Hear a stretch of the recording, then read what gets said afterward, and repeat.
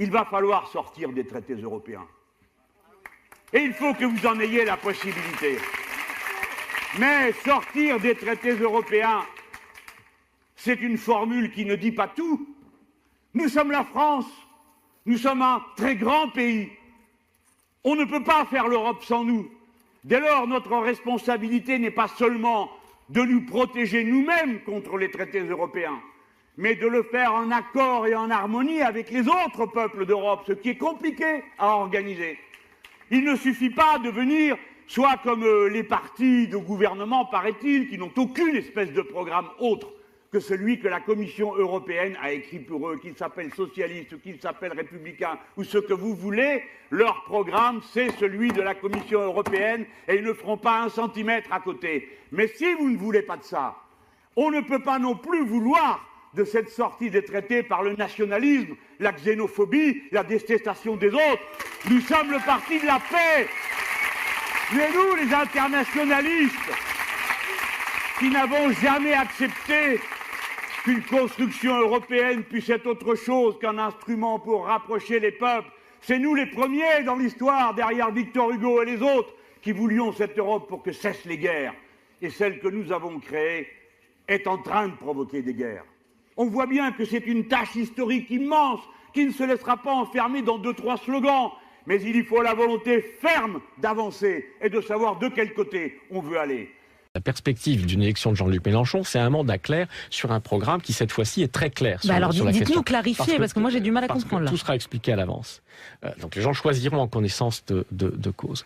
Donc nous nous adressons à nos partenaires européens en disant la France, compte tenu de l'analyse, etc., qu'il y aura dans un mémorandum, la France ne pourra plus accepter d'appliquer les traités dans leur état actuel sur toute une série de points et de sujets qui seront listés.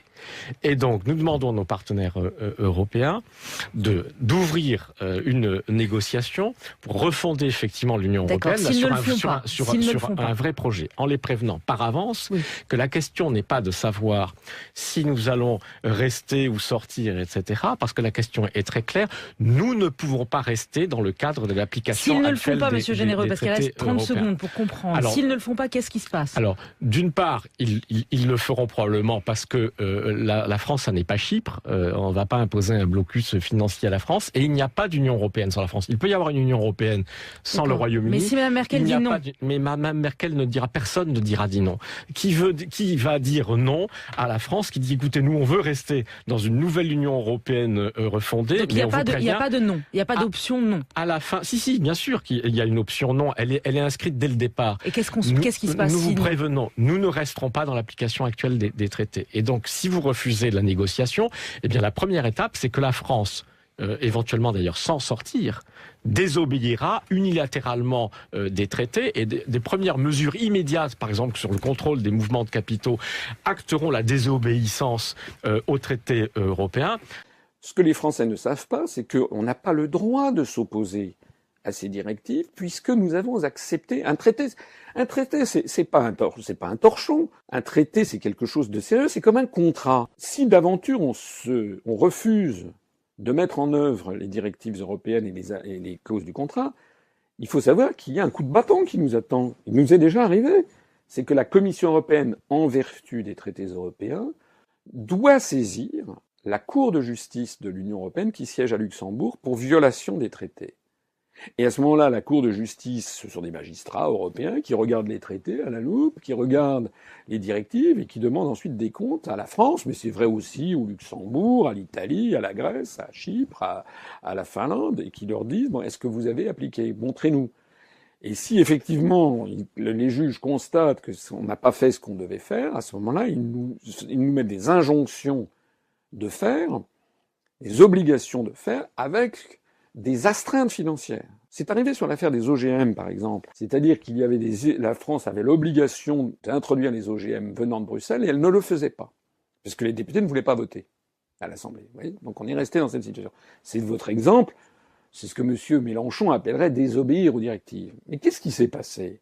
Il s'est passé que là, au bout de plusieurs mois, la Commission européenne, finissant par avoir la moutarde du montant au nez, comme elle en a l'obligation par les traités, elle a saisi la Cour de justice de l'Union européenne, qui a examiné l'affaire, et la Cour de justice a condamné la France à introduire immédiatement les OGM en France, sauf, et si elle ne le faisait pas, il y avait une astreinte qui était de 163 000 € par jour de retard. Je ne sais pas si vous vous rendez compte, tous les jours, la France était taxée de 163 000 €. Alors, je vois d'ici des gens qui vont dire, et alors, et si on n'obéit pas à ça? Ah oui, on peut aussi ne pas obéir à ça. Mais si on n'obéit pas à ça, ça veut dire quoi? Ça veut dire qu'à ce moment-là, on viole les traités. Ça veut dire qu'on crée une situation de conflit général en Europe. Qu'est-ce qui va se passer à ce moment-là? Il se passera qu'on sera dans une situation de blocage et que l'on ne pourra pas changer les traités. Je rappelle que les traités sont des traités qui ne peuvent se changer qu'à l'unanimité.